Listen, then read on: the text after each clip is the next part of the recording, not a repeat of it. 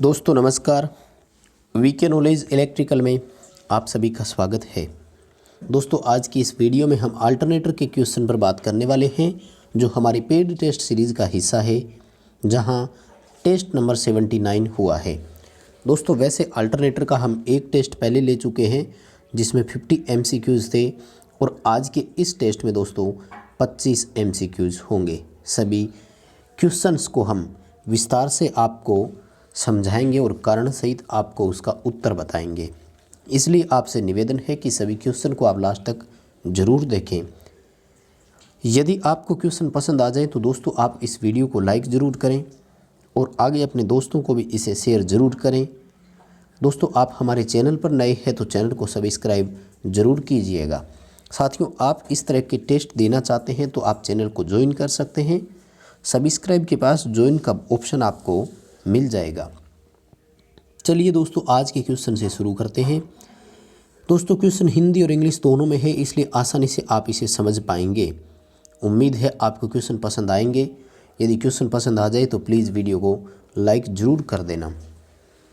दोस्तों सवाल नंबर 1 कहता है कि रोटेटिंग फील्ड प्रकार के अल्टरनेटर में आउटपुट प्राप्त करने के लिए कितने स्लिप रिंग प्रयुक्त होंगे। देखिए दोस्तों, जब फील्ड रोटेट कर रहा है तो इसका मतलब है कि जो कंडक्टर यानी चालक है वो कांस्टेंट यानी स्थिर है। यहाँ पर चालक स्टेशनरी है और जैसा कि हम जानते हैं सभी कि जो इंड्यूस ईएमएफ होता है वो हमेशा कंडक्टर यानी चालक में होता है। दोस्तों स्थिर भाग से आउटपुट प्राप्त करना है, इसलिए हमें किसी स्लिप रिंग की ज़रूरत नहीं होगी। हम सीधे सीधे चालकों से ईएमएफ रिसीव कर लेंगे। जहाँ सिंगल फेज का है तो फेज न्यूट्रल, और यदि 3 फेज का अल्टरनेटर है तो वहाँ पर हम स्टार या डेल्टा में जोड़ करके आवश्यकता अनुसार सीधे वहाँ से सप्लाई लेंगे। कुल मिलाकर के रिजल्ट ये हुआ कि ऐसे सिस्टम के लिए किसी स्लिप रिंग की आवश्यकता हमें नहीं होगी, तो 0 उत्तर रहेगा। लेकिन ध्यान रखें वैसे रोटेटिंग फील्ड प्रकार के अल्टरनेटर में स्लिप रिंग होते कितने हैं, अगर ये सवाल होता तो ध्यान रखना 2 स्लिप रिंग होते हैं। और इन स्लिप रिंग का उद्देश्य क्या है दोस्तों, इन स्लिप रिंग का उद्देश्य है रोटर को डीसी देना, रोटर को उत्तेजित करना, ताकि रोटर फील्ड निर्माण कर सके। यानी अगर ये सवाल पूछा जाता कि कितने स्लिप रिंग होते हैं रोटेटिंग फील्ड अल्टरनेटर में, तब तो 2, ठीक है। लेकिन यहाँ तो सीधा सीधा पूछ रहे हैं कि आउटपुट प्राप्त करने के लिए कितने चाहिएंगे, इसलिए 0 आएगा। अगला सवाल आपकी स्क्रीन पर है। सेलिएंट पोल रोटर जो होते हैं उनकी कंस्ट्रक्शन कैसी होती है। हम सब जानते हैं कि सेलिएंट पोल वाले जो होते हैं वो व्यास में बड़े होते हैं और लंबाई में कम होते हैं। यानी 2 तरह के रोटर होते हैं, सेलिएंट और नॉन सेलिएंट, या फिर उसको सिलेंड्रिकल यानी बेलनाकार भी हम उसको बोलते हैं। अभी अपना ए ऑप्शन रहेगा ग्रेटर डायामीटर लेसर लेंथ, यानी डायामीटर बड़ा और लंबाई छोटी। अगर बेलनाकार रोटर की संरचना के बारे में दोस्तों सवाल होता तो हम डी ऑप्शन की ओर जाते। डायामीटर कम और लंबाई उसकी अधिक होती है। अभी आपको इस क्वेश्चन का आंसर ए करना है। अगला सवाल आपकी स्क्रीन पर है कि लीडिंग पावर फैक्टर पर एक अल्टरनेटर के आर्मेचर में रोटर का फ्लक्स जो होता है वो क्या करता है आर्मेचर फ्लक्स के साथ। देखिए दोस्तों, अल्टरनेटर में जो आर्मेचर रिएक्शन होती है वो लोड के पावर फैक्टर पर डिपेंडेंट होती है। यानी जो आर्मेचर का फ्लक्स होगा वो रोटर के फ्लक्स का विरोध करेगा कि सहयोगी होगा, या फिर उसको डिस्ट्रॉय करेगा यानी विकृत करेगा। ये इस बात पर निर्भर करेगा कि अल्टरनेटर पर संयोजित भार कैसा है, इंडक्टिव है कि रेजिस्टिव है कि कैपेसिटिव है। यदि भार कैपेसिटिव है तो पावर फैक्टर लीडिंग होगा, और ऐसे में जो फ्लक्स होता है वो सहयोगी होता है, और आर्मेचर प्रतिक्रिया को चुंबकन प्रकृति का कहा जाता है। लैगिंग पावर फैक्टर पर दोस्तों वो अपोज करता है और इसको हम डीमैग्नेटाइजिंग बोलते हैं, और जो यूनिटी पावर फैक्टर है उस पर क्रॉस मैग्नेट यानी विचुंबकन प्रभाव कहलाता है, उसको विकृत कर देता है वो। अभी बी ऑप्शन हमारा यहाँ पर सही रहेगा। अगला सवाल आपकी स्क्रीन पर है कि दो अल्टरनेटर को समांतर क्रम में चलाया जाना है, निम्न में से कौन सा कारक दोनों के लिए एक समान होना चाहिए। साथियों इजी सा क्वेश्चन है। अल्टरनेटर के समांतर प्रचालन की शर्तें पूछी है, फ्रीक्वेंसी, वोल्टेज और फेज सीक्वेंस तीनों क्या होने चाहिए, एक समान होने चाहिए। डी उत्तर यहाँ पर आपका बिल्कुल सही रहेगा। अगला सवाल है कि हाई कैपेसिटी के जो अल्टरनेटर होते हैं वो सामान्यतः कौन सी कूलिंग सिस्टम का उपयोग करते हैं। तो ये क्वेश्चन मैं बहुत बार आपको पहले करवा चुका हूँ। जनरेटिंग स्टेशन के अल्टरनेटर सामान्यतः हाइड्रोजन कूलिंग वाले होते हैं। दोस्तों यहाँ पर स्टेटर को हाइड्रोजन से ठंडा किया जाता है। इसका एक सबसे बड़ा फ़ायदा ये मिलता है कि घर्षण हानियाँ कम हो जाती है, किसी तरह की कोई विंडेज एंड फ्रिक्शन लॉस वहाँ पर नहीं आता है। अगला सवाल है कि रेजिस्टिव या इंडक्टिव लोड यदि अल्टरनेटर पर है तो एक अल्टरनेटर का वोल्टेज रेगुलेशन सदैव कैसा आएगा, धनात्मक आएगा, पॉजिटिव आएगा। क्योंकि वोल्टेज रेगुलेशन के लिए formula no load minus full load लेते हैं दोस्तों, और जब भार रेजिस्टिव या इंडक्टिव हो तो नो लोड की अपेक्षा फुल लोड की जो वोल्टेज है वो हमेशा कम होती है। इसलिए ये जो उत्तर आएगा ये हमेशा इस तरह का आएगा कि मान प्लस में ही आएगा। लेकिन जब कैपेसिटिव प्रकार का भार हो तो वो नेगेटिव भी आ सकता है। ऑलवेज नेगेटिव का तो नहीं कह सकते, क्योंकि जैसे जैसे लोड बढ़ता जाता है वैसे वैसे पावर फैक्टर जो है वो वोल्टेज टर्मिनल वोल्टेज बढ़ती जाती है, तो इसका वोल्टेज रेगुलेशन नेगेटिव आ जाता है। अभी बी उत्तर रहेगा ऑलवेज पॉजिटिव, हमेशा प्लस का धनात्मक ही उत्तर आएगा। सवाल नंबर 7 बड़ा आसान सा है कि अल्टरनेटर में एक्साइटर का प्रमुख कार्य क्या है। दोस्तों एक्साइटर को बोलते हैं उत्तेजक, और उत्तेजक का मतलब है यहाँ पर उत्तेजित होकर के चुंबकीय फ्लक्स बनाना, क्योंकि चालक जो है वो चुंबकीय बल रेखाओं को काटेगा तभी ईएमएफ उत्पन्न होगा फैराडे के नियमानुसार। इसलिए हम फील्ड को डीसी दे करके क्या करते हैं, एक्साइट करवाते हैं, रोटर को डीसी देते हैं। क्वेश्चन का आंसर अपना बी रहेगा, एक्साइट टू रोटर, यानी रोटर को उत्तेजित करना ताकि रोटर चुंबकीय फ्लक्स का निर्माण करे, स्टेटर चालकों में वो लिंक हो और ईएमएफ उत्पन्न हो सके। अगला सवाल आपकी स्क्रीन पर है, 4 पोल का अल्टरनेटर 50 हर्ट्ज की फ्रीक्वेंसी का एक ईएमएफ उत्पन्न करता है, बताइए इसकी गति कितनी होगी। दोस्तों अगर गति की बात करें तो 1500 आरपीएम आएगा, नो डाउट आप सभी को भी आता होगा। लेकिन यहाँ पर जो ऑप्शन दिए है ना दोस्तों वो आरपीएस में है, ना कि आरपीएम में। जब आरपीएम को आरपीएस में कन्वर्ट करना हो तो 60 का भाग दे दिया करो, क्योंकि ये जो गति अभी है ये चक्कर प्रति मिनट में है, हमसे उत्तर चक्कर प्रति सेकंड में पूछा गया। 60 का जब आप भाग देंगे तो उत्तर आएगा 25 आरपीएस। क्वेश्चन का आंसर आपका सी रहेगा। टेस्ट देते समय कई स्टूडेंट का ये गलत हुआ है, लगता है कि उन्होंने जल्दबाजी में इकाई देखे बिना ए ऑप्शन कर दिया। खैर सी उत्तर यहाँ पर आपका सही रहेगा। अगला सवाल आपकी स्क्रीन पर है कि एक 6 पोल और 3 फेज का अल्टरनेटर 50 हर्ट्ज फ्रीक्वेंसी का है और इसमें 72 स्लॉट है। कोयल पिच का मान 10 लिया गया है, बताइए पिच फैक्टर का मान कितना होगा। दोस्तों पिच फैक्टर का जो मान होता है वो होता है कोस अल्फा बटे 2। ठीक है, ये जो अल्फा का मान आता है ये आता है कि पिच में अंतर कितना था और वास्तविक पिच कितनी थी इंटू 180 डिग्री। देखिए दोस्तों इस क्वेश्चन के अकॉर्डिंग यदि हम अपनी पिच की बात करें तो स्लॉट बटे पोल, राइट। पिच ज्ञात करने का सूत्र क्या होता है, स्लॉट बटे पोल। हमारे हिसाब से पिच का मान 12 आना चाहिए था, जबकि कॉइल पिच कितनी ली गई है 10। पिच में दोस्तों अंतर कितना आया, 2 स्लॉट का अंतर आया। देखिए पिच में अंतर कितना आया था 2 स्लॉट का, वास्तविक पिच कितनी है 12 इंटू 180 करना है। ये जब आप कैलकुलेशन करेंगे दोस्तों तो ये आंसर आएगा आपका 30 डिग्री। ठीक है, इसको आप काट दीजिए 6 से और ये आएगा 30 डिग्री आएगा, यानी कोण अल्फा का मान कितना आया है 30 डिग्री आया है। तो जो पिच फैक्टर आप कैलकुलेट करेंगे इसके लिए क्या आएगा, कोस अल्फा बटे 2 आएगा, यानी 30 डिग्री को 2 से डिवाइड करोगे तो कोस 15 इसका उत्तर आ जाएगा। बी ऑप्शन अपना यहाँ पर बिल्कुल सही रहेगा। अगला सवाल है सिंक्रोनस इम्पीडेंस की परिभाषा क्या होती है। दोस्तों सिंक्रोनस इम्पीडेंस वैसे काल्पनिक परिभाषा होती है, इसका मान वास्तविक प्रतिबाधा से हमेशा अधिक होता है। ये यूँ कहता है कि ओपन सर्किट के समय वोल्टेज कितनी थी और शॉर्ट सर्किट के समय करंट कितना था।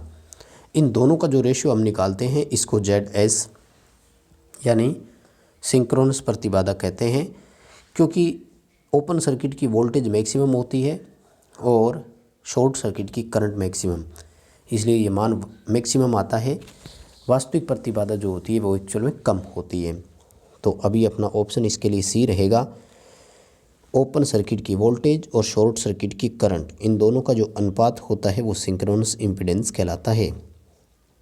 अगला सवाल आपकी स्क्रीन पर, एक अल्टरनेटर में आर्मेचर प्रतिक्रिया मुख्य रूप से किससे प्रभावित होती है। दोस्तों करवा चुका हूँ मैं ये। डीसी जनरेटर में आर्मेचर रिएक्शन फील्ड पोल की सैचुरेशन पर डिपेंड करती है, यानी फील्ड फ्लक्स पर निर्भर करती है कि फील्ड कितना संतृप्त हुआ। जबकि अल्टरनेटर में आर्मेचर कैसा रिएक्शन करेगा ये इस बात पर निर्भर करेगा कि बाहर का पावर फैक्टर कैसा है, बाहर की प्रकृति कैसी है। यानी लीडिंग पावर फैक्टर होगा तो आर्मेचर रिएक्शन अलग होगा, लैगिंग पर अलग और इकाई पर अलग अलग होगा। टोटल 3 तरह की आर्मेचर रिएक्शन होती है। अगला सवाल आपकी स्क्रीन पर, एक बड़े अल्टरनेटर में डैम्पर का क्या काम होता है। दोस्तों डैम्पर वाइंडिंग हंटिंग दोष से बचाव के लिए होती है। हंटिंग होता है कि जब भार में इंस्टेंट वेरिएशन आते हैं, फ्लक्चुएशन आते हैं लोड में, तो अल्टरनेटर सिंक्रोनिज्म से बाहर आने का प्रयास करता है, या फिर यूँ कहें कि रोटर और स्टेटर के बीच में जो कोण होता है वो पिछड़ने का प्रयास करता है। तो रोटर उस समय क्या करता है कि दोलन करने लगता है, कंपन करने लगता है, और उन कंपन को समाप्त करने के लिए डैम्पर वाइंडिंग लगाते हैं। इसी चीज़ को बोलते हैं स्टेबिलिटी, यानी डैम्पर वाइंडिंग जो होती है वो अल्टरनेटर में स्टेबिलिटी बढ़ाती है। इंक्रीज स्टेबिलिटी क्वेश्चन का आंसर रहेगा। अगला सवाल आपकी स्क्रीन पर है कि एक अल्टरनेटर में जब लीडिंग पावर फैक्टर हो तो आर्मेचर प्रतिक्रिया कैसी होती है। दोस्तों करवा चुका हूँ मैं। लीडिंग पावर फैक्टर पर आर्मेचर जो है वो मुख्य फ्लक्स का सहयोग करता है और इसको मैग्नेटाइजिंग बोलते हैं। क्रॉस मैग्नेट होता है इकाई पावर फैक्टर पर और डीमैग्नेटाइजिंग होता है लैगिंग पावर फैक्टर पर। अगला सवाल है, एक ही पावर रेटिंग के लिए कम वोल्टेज वाला जो अल्टरनेटर होता है उसमें क्या अंतर आएगा।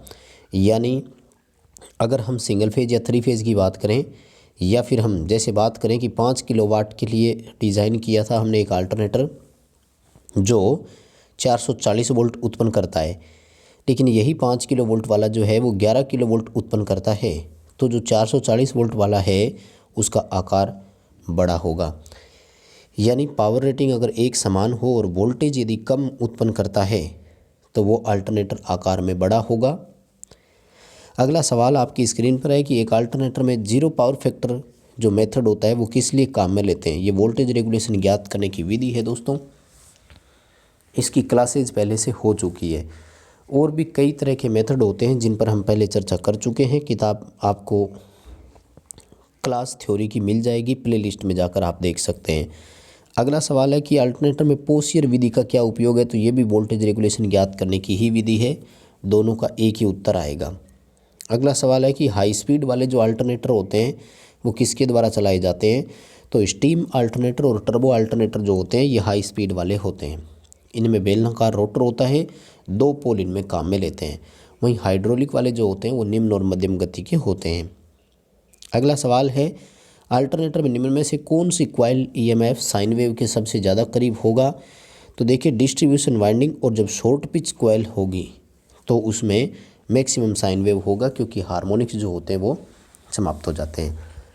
जैसा कि आप सभी जानते होंगे अल्टरनेटर में हम सबसे अधिक शॉर्ट पिच कॉइल का उपयोग करते हैं, और इसका प्रमुख जो उद्देश्य या कारण है वो है कि हार्मोन जो है वो समाप्त हो जाते हैं और जो ईएमएफ है वो बिल्कुल प्योर साइन वेव होता है।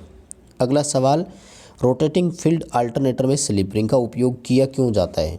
देखिए पहले मैंने पूछा था कि आउटपुट प्राप्त करने के लिए कितने स्लिप रिंग लगाएंगे, तो उस समय अपन ने कहा था 0। तो उसी समय मैंने बताया था स्लिप रिंग का काम क्या है। उस स्लिप रिंग का काम है रोटर को डीसी देना। बाहर से हम डीसी देते हैं, वैसी की वैसी डीसी रोटर को मिल जाती है, तो रोटर उत्तेजित होकर के ईएमएफ चुंबकीय फ्लक्स बनाता है। अगला सवाल आपकी स्क्रीन पर 3 फेज अल्टरनेटर में कौन सा हार्मोन उपस्थित नहीं है। देखिए दोस्तों, 3 फेज अल्टरनेटर में क्या होता है कि वो हार्मोन स्वतः ही समाप्त हो जाते हैं। सम हार्मोन तो वैसे ही हो जाते हैं, विषम में भी कुछ हार्मोन अपने आप समाप्त हो जाते हैं। जैसे तीसरा हार्मोन है, 9वां हार्मोन है, ये क्या होते हैं कि अपने आप समाप्त हो जाते हैं। तीसरा हार्मोन उपस्थित नहीं होता है। क्यों नहीं होता है? देखिए, थर्ड हार्मोन जो है ना दोस्तों, देखिए जो 360 डिग्री के अकॉर्डिंग जब आता है ना, तो उसके चक्कर के अकॉर्डिंग समाप्त हो जाता है। अब तीसरा हार्मोन है 120 डिग्री के डिफरेंस से यदि हम बात करें तो ये बनता है 360। इसका मतलब तीसरा हार्मोन जो है वो एक चक्कर बाद अपने आप ही समाप्त हो जाता है। इसी तरह से 3 चक्कर के बाद 9वां हार्मोन भी अपने आप ही समाप्त हो जाता है। इसकी हार्मोन की क्लास दोस्तों मैंने एक पहले से लगाई हुई है, ज़रूर आप उस क्लास को अटेंड करें, तभी पूरा आपको समझ में आएगा। अगला सवाल है कि अल्टरनेटर की शॉर्ट सर्किट विशेषता का वक्र हमेशा कैसा होता है। ये जो है ये आर्मेचर करंट और फील्ड करंट के बीच में होती है। जैसे जैसे फील्ड करंट बढ़ती है वैसे वैसे आर्मेचर करंट बढ़ती है, और ग्राफ हमेशा एक है सीधी रेखा में प्राप्त होता है। लीनियर इसका उत्तर रहेगा, बी ऑप्शन आएगा।